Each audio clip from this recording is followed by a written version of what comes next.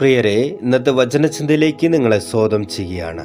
ഇന്നത്തെ വചനചിന്തയ്ക്കായി സങ്കീർത്തനം 91:4 സർവശക്തനായ ദൈവത്തിൻ്റെ നിഴലിൻ കീഴെ വസിക്കുന്ന ഒരു വ്യക്തിയെക്കുറിച്ച് പറയുന്നു.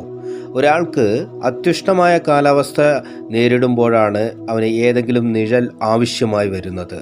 എന്നാൽ ഭൂമിയിൽ കാണുന്ന എല്ലാ വസ്തുക്കളുടെയും നിഴലുകൾ സാഹചര്യത്തിനനുസരിച്ച് സമയത്തിനനുസരിച്ച് മാറിക്കൊണ്ടിരിക്കുന്നതാണ്.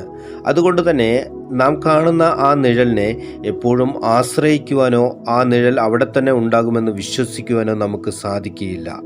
എന്നാൽ സർവശക്തനായ ദൈവത്തിൻ്റെ നിഴലിനെക്കുറിച്ച് യാക്കോബ് ഇപ്രകാരം പറയുന്നു. യാക്കോബ് എഴുതിയ ലേഖനം 1:17 ആ നിഴലിന് മാറ്റം ഉണ്ടാകുകയില്ല എന്ന്. മാറുന്ന നിഴലിനെ വിശ്വസിക്കുവാനും ആശ്രയിക്കാനും പറ്റാതെ വരുമ്പോൾ മാറ്റമില്ലാത്ത ദൈവത്തിൻ്റെ നിഴലിനെ എപ്പോഴും നമുക്ക് ആശ്രയിക്കുവാനും ആ നിഴൽ എപ്പോഴും നമ്മുടെ കൂടെ ഉണ്ടാകും എന്ന് വിശ്വസിക്കുവാനും കഴിയും.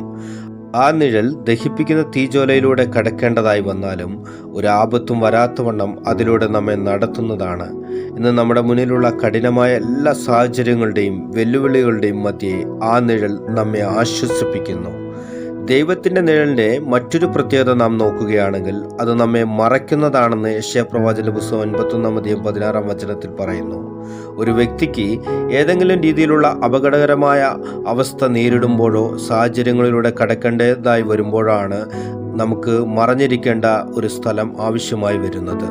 ഇന്ന് നമ്മുടെ ശരീരത്തെ നശിപ്പിക്കുന്ന, ഇന്ന് നമ്മുടെ ജീവിതത്തെ അപകടത്തിലാക്കുന്ന എല്ലാ പ്രതികൂലങ്ങളുടെയും സാഹചര്യങ്ങളുടെയും മധ്യേ ദൈവത്തിൻ്റെ നിഴൽ നമുക്ക് എപ്പോഴും ഒരു സംരക്ഷണവുമായിരിക്കും.